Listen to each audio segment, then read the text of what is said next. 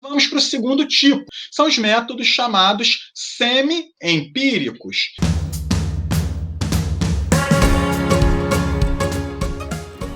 E agora, qual é o grande ganho desses métodos semi-empíricos? Eles são programas que possuem um tratamento adequado para a camada de valência dos átomos. Então, aqui ele vai enxergar o átomo, por exemplo, como uma região central, que a gente pode pensar aqui que envolva o núcleo e alguns elétrons internos, a gente pode até chamar de caroço essa região, tem alguns trabalhos que citam essa região como caroço, né?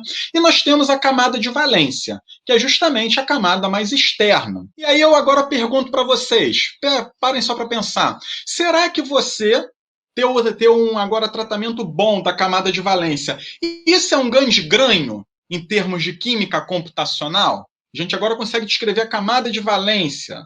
O que vocês acham? Será que a gente consegue realizar muito mais cálculos ou não a respeito dessa camada de valência? Hein? O que vocês acham?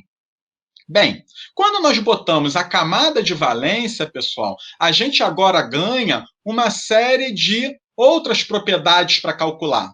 Bem, aqui eu coloquei que é um grande ganho para a descrição do sistema, né? E quando nós falamos de camada de valência, podemos falar agora de perda de elétron, de ganho de elétron, por exemplo. Agora a gente já consegue enxergar muito mais do que aquela esfera, ter o tratamento para os elétrons. Então, a parte de ligações químicas já pode ser descrita segundo um rigor maior, segundo equações que talvez consigam descrever melhor do que o outro método. Então, agora dentro desses métodos chamados de semi-empíricos, a gente já consegue descrever uma série de outras características dos átomos. Ou a gente consegue descrever melhor, com um rigor matemático maior. Esses métodos semi-empíricos também são métodos que nós falamos parametrizados, ou seja, nós também vamos ter a presença de parâmetros dentro das equações de cálculo de energia.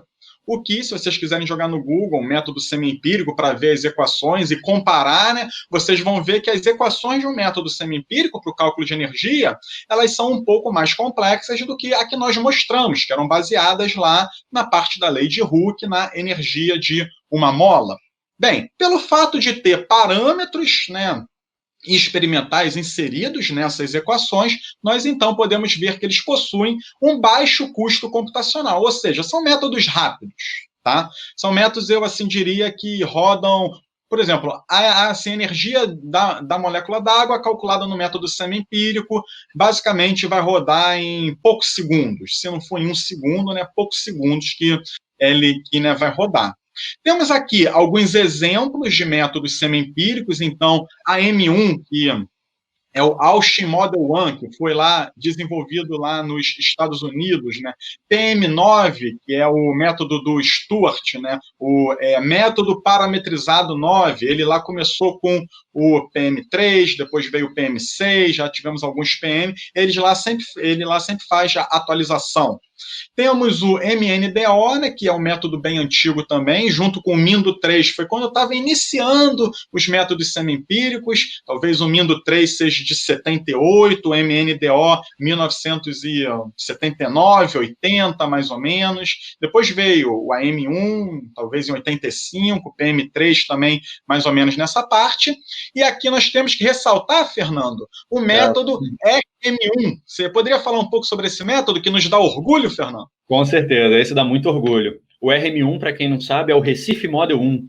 Ele foi desenvolvido pelos pesquisadores brasileiros lá em Recife, pelo grupo do Gerd Bruno, e ele é extremamente útil. Ele tem sido muito utilizado e é nosso aqui, nacional. Isso é bem legal. Se eu não me engano, Fernando, eles têm um adequado tratamento. Eu agora não lembro, mas eu acho que é para lantanídeos. Eu não lembro muito bem qual foi. É para lantanídeos, não é? Sim. Essa parte. Os resultados são ótimos para essa classe de molécula.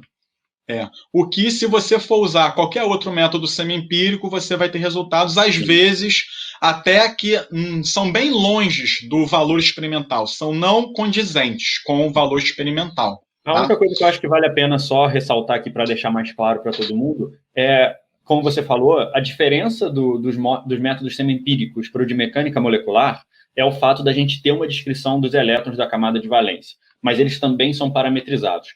Qual é a grande vantagem?